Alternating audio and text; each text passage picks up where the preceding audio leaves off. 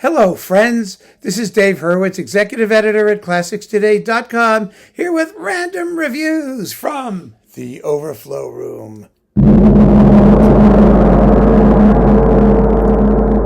And we continue our schlep through the works of Paul Hindemith as we go backwards through the alphabet. Hindemith was wonderful. I mean, it's not a schlep, it's a joy talking about his stuff. And look at this.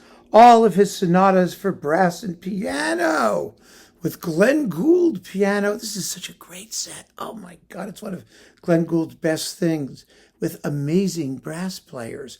Gilbert Johnson trumpet, Mason Jones horn, Abe Torchinsky bass tuba, bass tuba, a tuba with a bass. Mason Jones alto horn. He wrote an alto horn sonata. And Henry Charles Smith trombone. Yes, amazing brass playing, fabulous piano accompaniments, and oh boy, yeah, great stuff. You know, Gould did not do a lot of chamber music accompanying, and when he did, it was usually as quirky and interesting as the other stuff he did, and this is just great, absolutely great. So, yes, a classic. Then we've got, some more of his weird chamber music on MD&G. We have the trio for viola, heckelphone, and piano. That's in that box of his, works for solo instrument and piano, both like all of them, his sonatas. The clarinet quartet, which is just beautiful, and the sonata for four horns from 1952. Well, there you go. A sonata for four horns. Not too many people wrote those. I think Tippett wrote one too. There aren't that many of them floating about.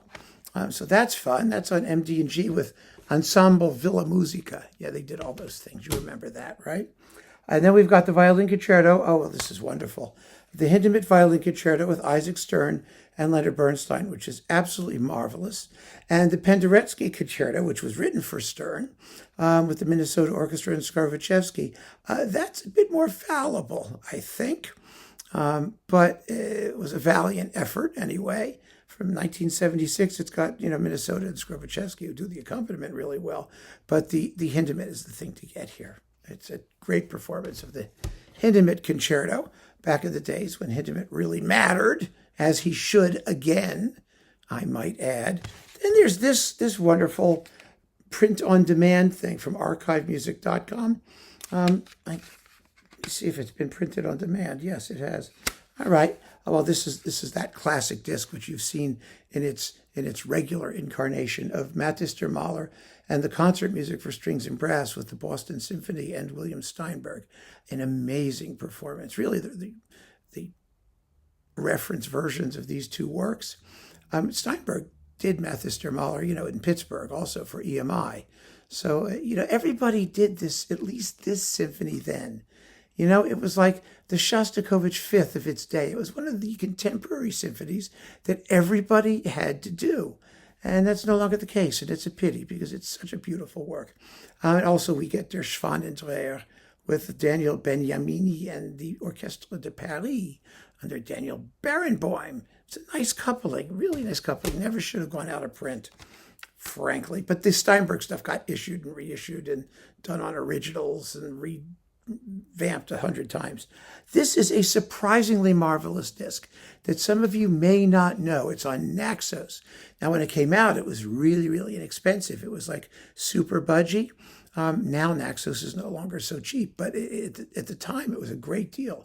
Very good recordings with the New Zealand Symphony under Franz Paul Decker. You have Mathis der Mahler, Nobilissima Visione, and the Symphonic Metamorphosis of Themes by Weber. Fabulous couplings. Like the essential Hindemith orchestral music on one disc. And it was well recorded and well played and very well conducted. Really, really first rate. So that was a keeper. Then we've got one of these Blumstedt things. It's in that 3-disc box, the 3-disc Hindemith box. This was the last of the things that he did with the Gewandhaus, because by then he'd left San Francisco and he was back with the Gewandhaus. Symphonia Serena and the Symphony, The Harmony of the World. These are the two finest versions of these two works, hands down and easily. easily. They're very exciting pieces, beautiful and interesting pieces. So that's really great. That's on Decca. And then last but not least, another one of the CPOs. You know, CPO had the big boxes sitting right over there. All the Hindemith orchestral works, or almost all the Hindemith orchestral works, but they're also available as single discs. And the big boxes consist only of the single discs shoved in a box, so they're still available separately. We've got Kammermusik number 2, which is for piano and 12 solo instruments, and the Concertmusik Opus 49, which is fun. The Concertmusik Opus 49 is for piano, winds, and harps. A very interesting group of instruments, and it's a big work. It's 26 minutes, and no one pays any attention to it. Ridiculous. Absolutely ridiculous. And what a fascinating layout of performance materials. You know, Hindemith did such wonderful things with unusual or different ensembles. And he managed to make fabulous music from these odd constituents. It's just terrific. So there you have it. Another batch of terrific Hindemith, starting with Glenn Gould and winding up with Herbert Blumstedt and Werner Andreas Albrecht, Werner Andreas Albert, with the Radio Symphony Orchestra of Frankfurt and Siegfried Mauser on CPO. Wonderful stuff.